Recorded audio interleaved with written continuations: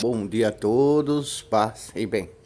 Evangelho desse domingo, dia 11, né? Evangelho de Mateus 9, de 9 a 13. Mas antes de falarmos diretamente no Evangelho, né? Eu quero falar um pouquinho, um pedacinho da primeira leitura desse domingo. Leitura de Oséias 6, de 3 a 6. Lá no finalzinho da leitura de Oséias, diz Deus: eu os desbastei por meio dos profetas, arrasei-os com palavras de minha boca como luz. E depois ele fala: quero amor e não sacrifícios. Deus que quer amor, não sacrifícios, conhecimento de Deus, mais do que holocausto. Um Deus que é um Deus da vida, não um Deus da morte. Aí nós vamos para o evangelho desse domingo, praticamente repete ali um pouco esse conteúdo da primeira leitura. O evangelho de Mateus 9, de 9 a 13.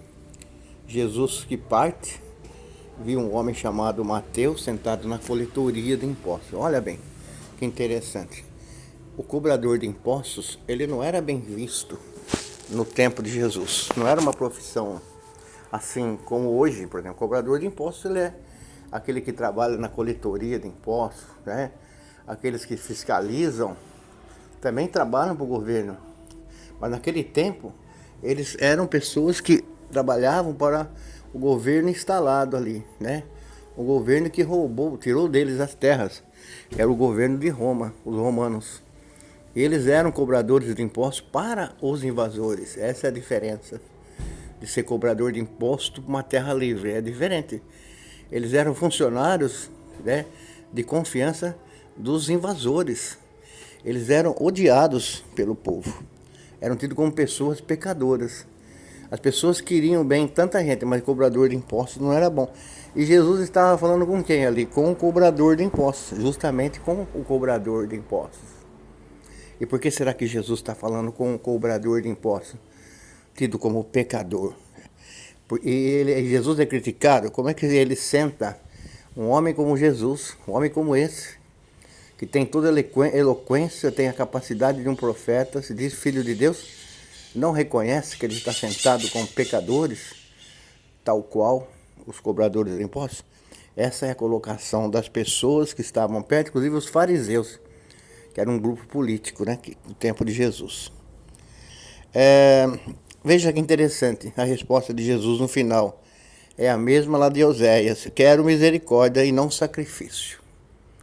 Quero misericórdia e não sacrifício. De fato, eu não vim para chamar os justos, mas os pecadores.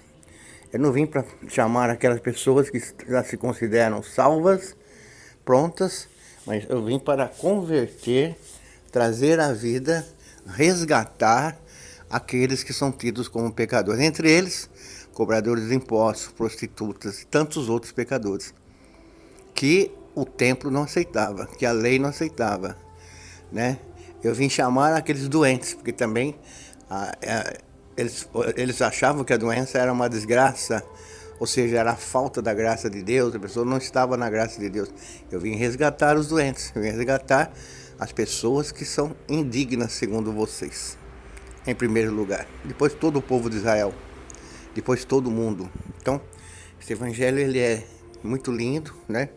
É um evangelho que nos traz a opção que Deus faz por aqueles que sofrem, a opção de Deus pelas pessoas abandonadas ou pessoas renegadas na sociedade, né?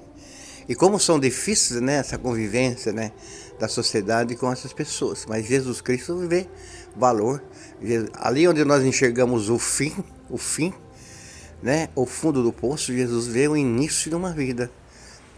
Através do amor, através da paciência, através do perdão. Ali onde acaba a nossa existência, começa a força de Deus.